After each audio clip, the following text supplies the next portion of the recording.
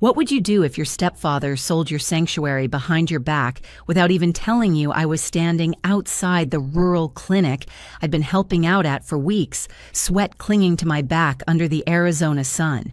It had been a long day of stitching cuts, calming crying toddlers, and working side by side with overwhelmed local nurses. I was tired but satisfied until my phone buzzed in my pocket. I almost didn't check it, but the name on the screen made my stomach drop like a stone through a glass floor. Richard, my stepfather. I hadn't spoken to him in nearly 6 months by design, and when Richard called, it was never just to say hello. Still, I answered. Maybe I shouldn't have. "Hello," I said, keeping my voice flat. "Catherine," he said far too cheerfully. "Just thought you'd want to know I sold the mountain cabin." I froze. The words didn't register at first. It felt like static in my ear. The mountain cabin. "You did what I asked," already feeling the blood drain from my face. "Sold it," he repeated, like it was nothing more than an Amazon return. Figured it was time. "You're never there anyway. Thought I'd put it to good use." I stared into the dust and heat of the open field in front of me, stunned. The mountain cabin wasn't just a place. It was the place. My mother and I had spent every summer there when I was young. Long hikes through pine forests, late nights by the fireplace with cocoa and puzzles. After she passed, it became my lifeline. It was where I retreated after medical school burned me out, where I went when my last relationship collapsed. It was my safe place. And Richard sold it. "You had no right," I snapped, voice cracking.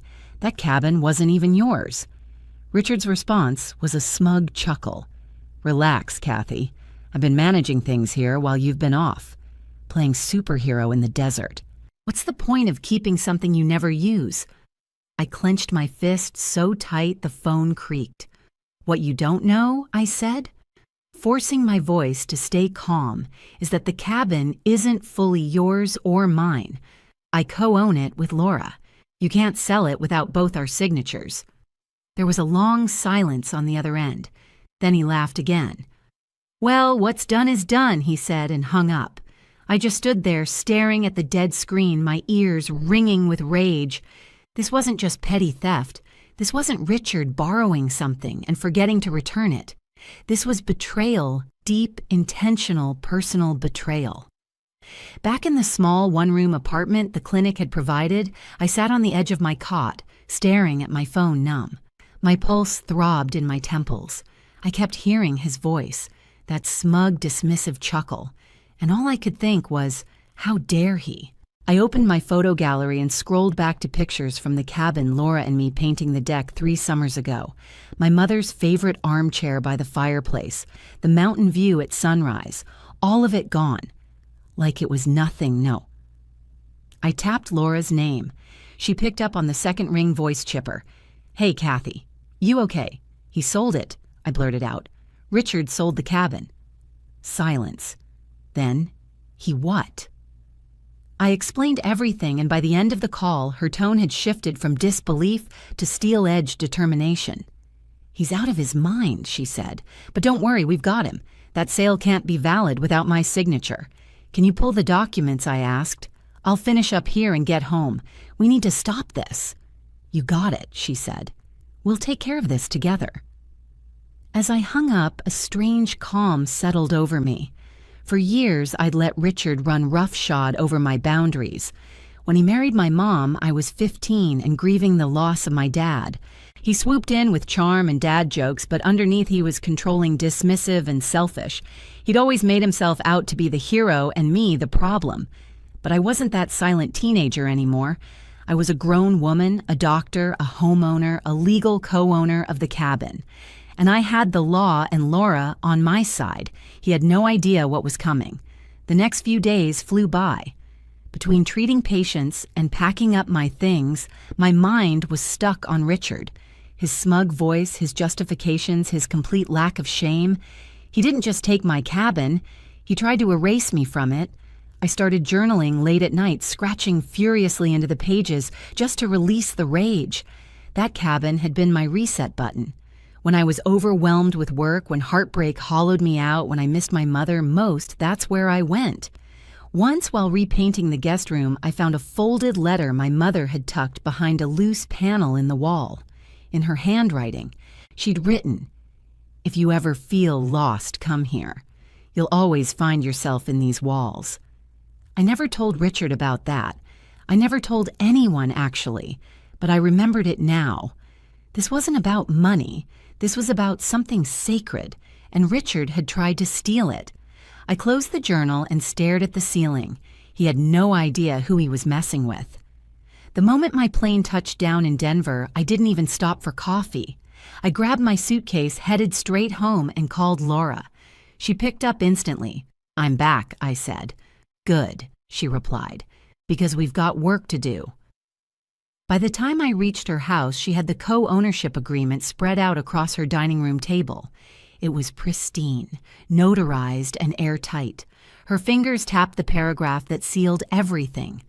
Any sale, transfer, or leasing of the property located at 4074 Elkhorn Pass requires the written notarized consent of both parties listed. Laura looked up. He doesn't have a legal leg to stand on. Relief rippled through me, but it was quickly eclipsed by the raw fury simmering beneath the surface. He thought I'd be too far away to stop him. He thinks I'm still that teenager too scared to challenge him. Laura raised an eyebrow. Then let's show him he's wrong. That night, I returned to my condo, dropped my bags at the door, and stared at the living room wall for nearly an hour. I wasn't just tired, I was unraveling years of emotional knots. Richard had been a parasite in my life since I was 15. He'd come in after my dad died, swept my mother off her feet, and gradually turned our house into his domain. At first, I wanted so badly for it to work. I even called him Dad once, only once.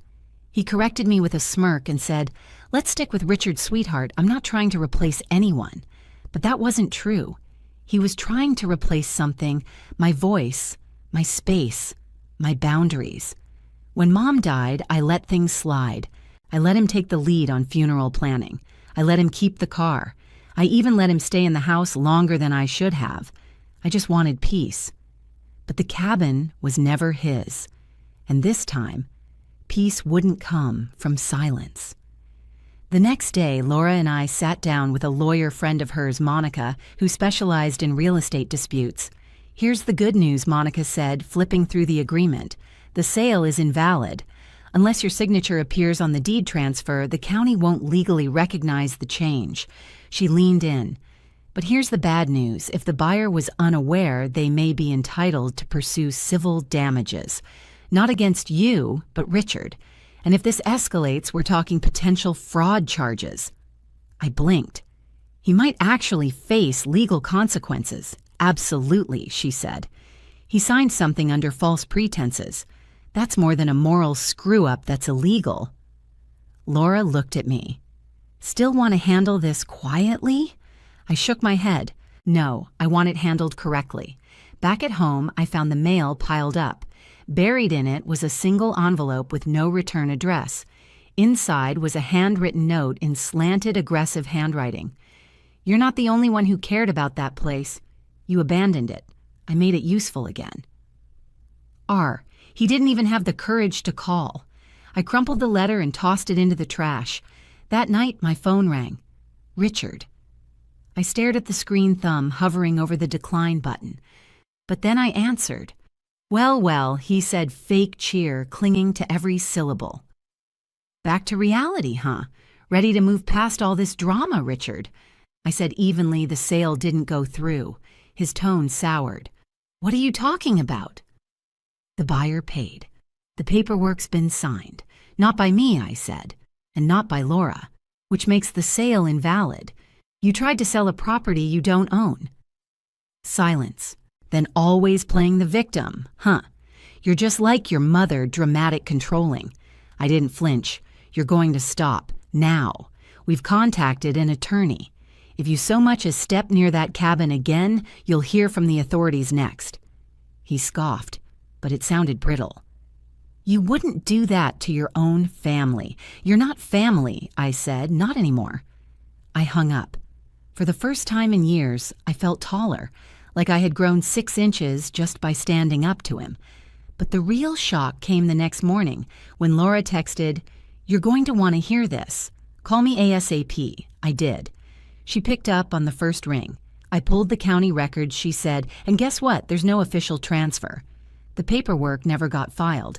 The agent flagged it as suspicious. "So it's not even a completed sale?" I asked. "Nope," she said. "Which means we've got leverage and a paper trail." I let out a breath I didn't know I was holding. "You ready for the next step?" Laura asked. I looked around my kitchen. The same house Richard had told me I'd never be able to afford on my own. The same walls he once called a phase before trying to push me into letting him handle my finances. "Yeah," I said. "Let's shut him down." The morning after Laura confirmed the county never processed the sale, we were already moving forward with precision. The legal equivalent of war drums had begun, quiet, steady, and inevitable. Laura's lawyer friend Monica drafted a cease and desist letter. It was cold, clear, and lethal in the way only legal documents can be. Every word was chosen to eliminate ambiguity. No more family discussions.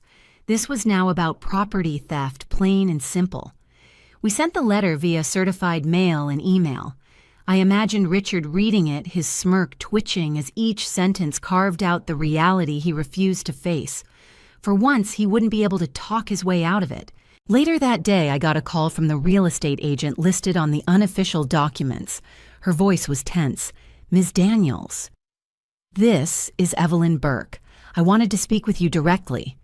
I braced myself. "Yes, I had no idea about the co-ownership agreement," she said. "Richard assured me he had sole authority to sell, but something felt off. So I flagged the transaction with the county office and held off on filing the deed. I let that settle. He told you he was the only owner, yes, and he was insistent," she said carefully. "He brought me a signature page, but when I looked closer, I could tell it had been altered. I couldn't prove it, so I stalled. The buyer hasn't paid in full yet. Did he sign the documents alone? Yes," she admitted. "I have the file if you'd like a copy. That would be helpful." I hung up with Evelyn feeling equal parts relieved and sick. Relieved because someone had been paying attention. Sick because Richard had tried to forge his way through this. Laura and I met up that afternoon in my living room, papers spread between us. She'd already received confirmation from Monica that the cease and desist had been delivered. "What's our next move?" Laura asked. "Detective Miller," I said. "We filed a report. He was calm, professional, and efficient. He reviewed the documentation Laura and I provided, the co-ownership deed, Richard's fake sale, documents the real estate agent's testimony. Each piece was a nail in Richard's legal coffin." "This is sufficient for us to begin an investigation," Detective Miller said. "If Mr. Crawford continues to pursue the sale, or if the buyer was misled, he could be charged with fraudulent misrepresentation." I nodded slowly. "Then let's move forward." I didn't tell Laura this part, but later that night, I found myself standing in the cabin's driveway. I'd driven up there alone, unsure what I was looking for. Maybe a sign that it was still mine. Maybe a memory I needed to relive. I walked inside and everything was still there. The throw blanket folded over the arm of the couch, the framed photo of Mom and me on the mantel, the books we'd read by candlelight during power outages. None of it had changed, except me. I wasn't here to reminisce. I was here to reclaim. As I stood in the kitchen staring at the small wooden table where Mom used to sit with her tea, I pulled open the bottom drawer on instinct, and there it was. The letter. My mother's handwriting was soft, slanted, and familiar. I'd read it 100 times. My Kathy. If you're reading this, it means you've returned. Maybe you're tired. Maybe the world has been loud. I want you to know this cabin is yours, not just in deed, but in spirit. This is your shelter. Protect it. And don't let anyone convince you that your peace is negotiable. Love, always, Mom. I sat down and cried. Not angry tears, not even grief. Just the kind that come when you finally stop running from what you know to be true. This place was mine, and I would defend it with everything I had. The next day, Detective Miller called again. "Miss Daniels," he said, "we've reviewed the full document trail. We've also spoken to the buyer. They're willing to halt the transaction and cooperate with the investigation." I exhaled slowly.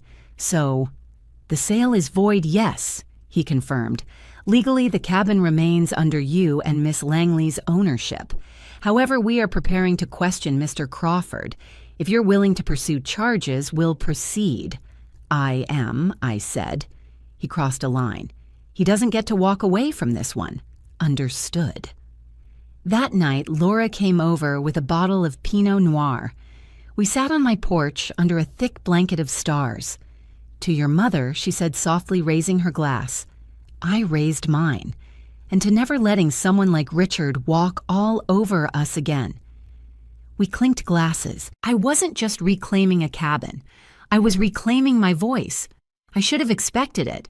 Richard was never the type to quietly accept defeat, especially not from a woman, let alone the stepdaughter he once dismissed as just a sentimental kid with no backbone. So when the knock came at my door 2 mornings later, I already knew who it was. He didn't even wait for me to open it. He barged in as soon as I cracked it, strutting past me like he still had some authority in my life. "Catherine?" he drawled, flashing the same insincere smile that had fooled too many people for too long. "We need to talk." I closed the door behind him, but stayed standing. I wasn't going to sit and play house. "I got your little letter," he said, dropping his keys noisily on the table like he still lived here. Very official. Very dramatic. I folded my arms. "Good. Then you know this isn't a game." He scoffed and dropped into one of my dining chairs like he owned the place. "You always did have a flair for the theatrical. Look, I admit maybe I moved a little fast, but you weren't using the place, Kathy. I figured why not put it to better use?" I took a slow step forward. "You forged documents, Richard. You lied to a buyer. You told a real estate agent you had sole ownership. That's not moving fast, that's criminal." His smile faltered. "Just slightly. You wouldn't go that far," he said, voice tightening. "We're family." I tilted my head. "Are we?" He stood up suddenly as if trying to reassert control. "Do you know what I've done for you? I stepped in when your mother couldn't handle things. I kept the lights on." "No," I interrupted. "You kept the lights on for yourself. You took over her house, her car, her life. And now you tried to take mine. And I let you for years, but not anymore." He looked stunned, as if hearing me draw the line actually broke some unspoken rule. "You think you're so righteous?" he spat. "Always the perfect daughter. Always the one who got away." "No," I said, voice calm but firm. "I was the one who stayed quiet too long." He blinked. That hit. Harder than I expected. Then came the venom. "You know what? Fine. If you want to drag this through the courts, go ahead. But don't come crying to me when the rest of the family turns their back on you. You'll be alone. Again." I felt that old fear rise in my chest, the one that had always silenced me. But it faded just as quickly as it came. I took a breath. I'd rather be alone than let someone like you walk all over me again. That silenced him. For the first time in my adult life, I watched Richard reach for his coat with a shaky hand. "You'll regret this," he said. "No," I replied. "You will." He slammed the door behind him. I didn't flinch. Instead, I called Laura. "He showed up," I said, pacing the living room. "Tried to bluff, guilt trip, threaten, and I didn't let him." I said. I held my ground. There was a pause. Then her voice, warm and sure, "I'm proud of you." That night, I took my laptop and began organizing the evidence. The signed co-ownership documents, screenshots of Richard's texts, a copy of the cease and desist, the flagged real estate paperwork, Evelyn's statement. Everything was in one folder. I titled it, Cabin Defense, Final. Later that week, Detective Miller followed up. "We've contacted the buyer and confirmed their willingness to withdraw," he said. "They're angry, of course, but not at you, at Richard." He misrepresented ownership. That's grounds for fraud. We're preparing formal charges. A strange mixture of satisfaction and sadness swelled in my chest. Satisfaction that justice was in motion.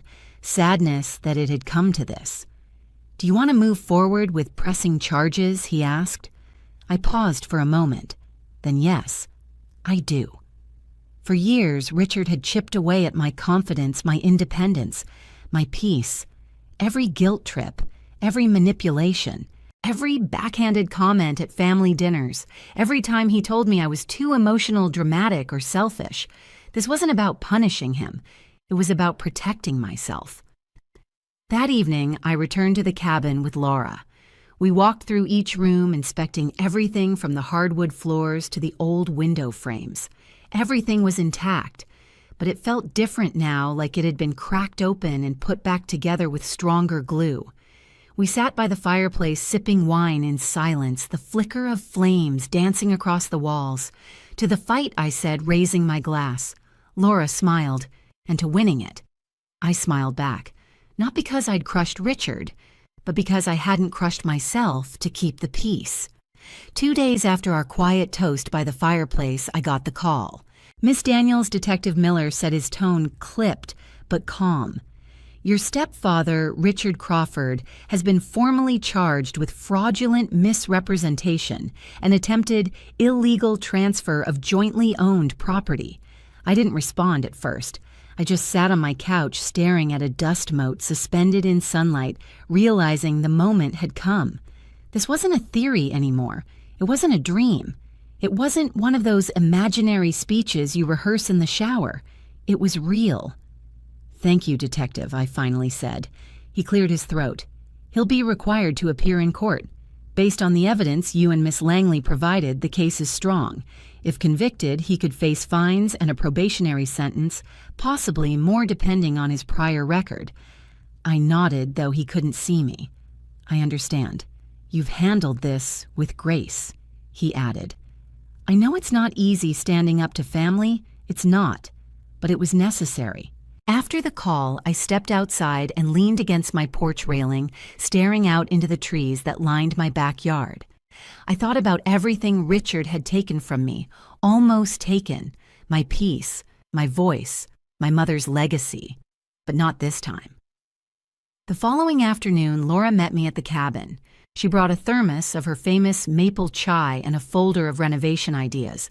"Figured it's time we put some fresh life into this place," she said, grinning. We walked the perimeter, taking note of places that needed touch-ups, peeling paint on the porch steps, moss creeping across the side, paneling a cracked window frame in the guest bedroom. But it didn't feel like damage. It felt like potential. "Let's do it ourselves," I said. Her eyebrows shot up. "You sure you've got enough on your plate?" "I want to. Every brushstroke, every repair, it's a reminder that this is ours." Over the next few weekends, we did just that. We patched the roof, sanded the floors, planted wildflowers around the porch, rehung the wind chimes my mom used to keep by the front door. With each fix, I felt stronger. Not in a loud, triumphant way, but in a steady, grounded way. Like every hammer strike echoed, "You are in control now." Richard called once more right before his court date. I didn't answer. His voicemail was exactly what I expected. Blame, resentment, self-pity. "You have no idea what this is doing to me. I thought we were family. I didn't deserve this. You always twist things, Kathy. Always. Delete." Later that week, I got a call from someone I hadn't expected, my mother's sister, Aunt June. She'd heard about the situation small towns have long echoes and wanted to check on me. "I always worried about Richard," she said. "Your mother." She saw the charm. I saw the cracks. "She deserved better," I whispered. "You all did," she replied. "But look at you now. You didn't just survive him, you held him accountable." I didn't know I needed to hear that, but I did. That same night, Laura and I stood on the back porch sipping wine again. We watched the mountains fade into dusk. "You know," she said, "there was a time when you'd have tried to reason with him, tried to make peace even at your own expense." "I know," I said. "I'm done with that." We toasted again, this time without words. The peace was louder than any speech I could have given. The cabin felt like it was breathing again. Mine. Fully.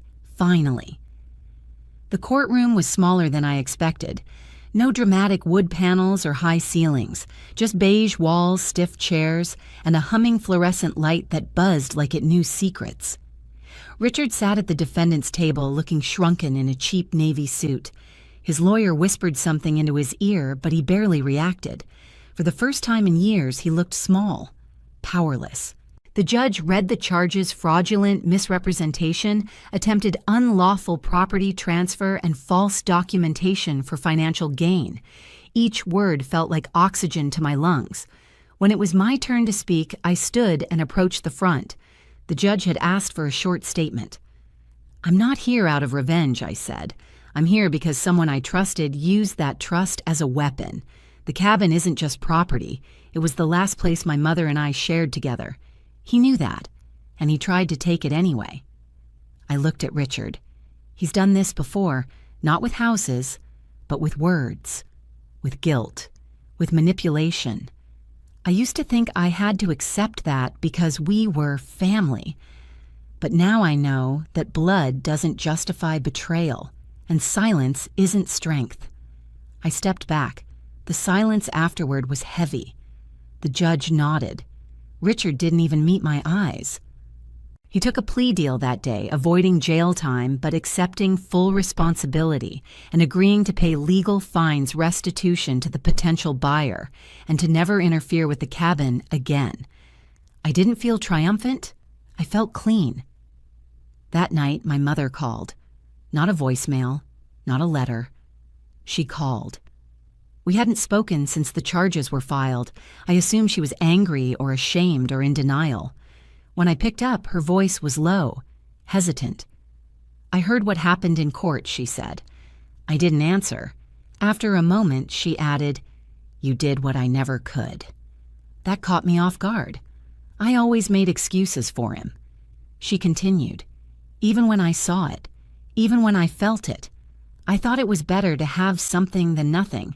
But you chose better. And I wanted you to know I'm proud of you." I closed my eyes. I hadn't realized how long I'd waited to hear that. "Thank you," I whispered. We didn't say much else, but we didn't need to. That small call healed something old. In the weeks that followed, Laura and I finished the renovations. We framed my mother's letter and hung it in the hallway. Every weekend at the cabin felt like stitching back pieces of myself. One sunny afternoon, Laura asked, "So, what's next for you?" I thought for a moment. "I'm going to keep volunteering, traveling, living how I want. But this time, I'm not shrinking myself to make space for other people's comfort." She grinned. To that, we toasted again, but it wasn't about victory. It was about liberation. In the final days of summer, I stood on the porch alone one evening.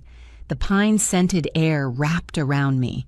The sun dipped below the ridgeline, casting golden light across the roof we'd repainted, and I realized something simple but seismic. This cabin wasn't just where I found peace. It was where I fought for it. I ran my fingers over the wood railing, smiled to myself, and exhaled. Not because the war was over, but because I'd finally stopped surrendering. Have you ever had to stand up to someone who thought they could walk all over you? Share your story in the comments. And if Catherine's journey inspired you, don't forget to subscribe, and stay tuned for more powerful stories like this.